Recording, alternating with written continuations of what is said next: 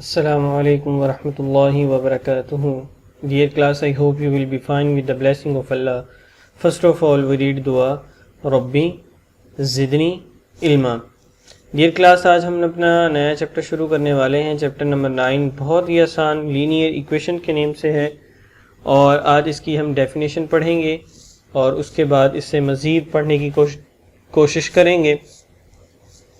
तो सबसे पहले हम लीनियर इक्वेशन के बारे में पढ़ते हैं कि लीनियर इक्वेशन किस चीज़ का नाम है।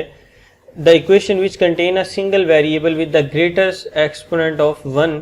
हमने पहले भी पढ़ा और अब भी आपको बताया जाता है कि ऐसी इक्वेशन जिसका वेरिएबल एक हो और यानी कि उसके एक्सपोनेंट यानी कि पावर उसकी 1 हो, उस एक्सपोनेंट की हाईएस्ट पावर 1 होनी चाहिए और इस इक्वेशन को हम क्या कहेंगे, लीनियर इक्वेशन, और is one variable. For example 2x + 4 = 6x। अब देखिए इसमें एक ही वेरिएबल इस्तेमाल हो रहा है और वो है x।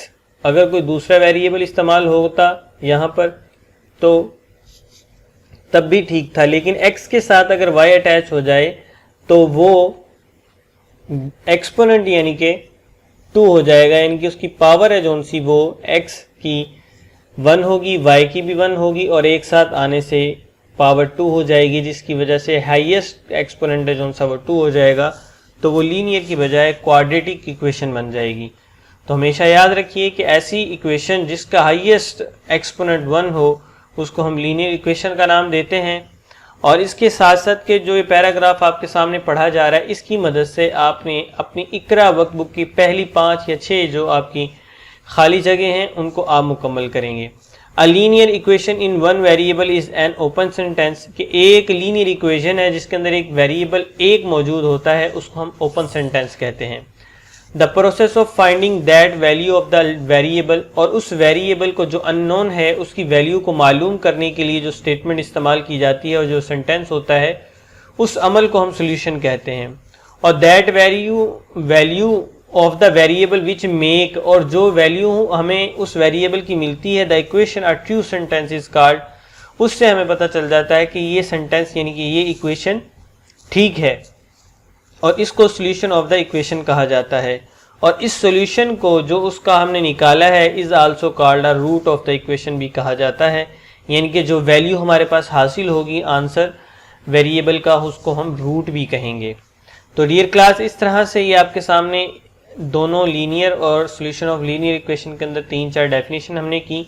इनकी 1 बाय 1 आपने अपनी नोटबुक के ऊपर इनको लिखना है। यानी कि पहले a linear equation is one variable is an open sentence, एक तो ये हो गई। उसके बाद the process of the process of finding that value of the variable which make its a true sentence is called its solution. इस तरह से ये जो इसमें डेफिनेशन 3 से 4 मौजूद हैं उनको आप मुकम्मल करेंगे। और डियर क्लास, इनकी मदद से आपने अपनी पहली जो ये 5 आपकी खाली जगह हैं इनको आप मुकम्मल करेंगे।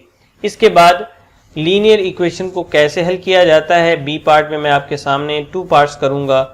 x + 6 = 13। हमें सिर्फ यहाँ पे अननोन जो वेरिएबल है हमारे पास x, उसकी वैल्यू चाहिए, तो उसके साथ जो भी अटैच होगा वो दूसरी तरफ ले जाएंगे, इक्वल के दूसरी तरफ।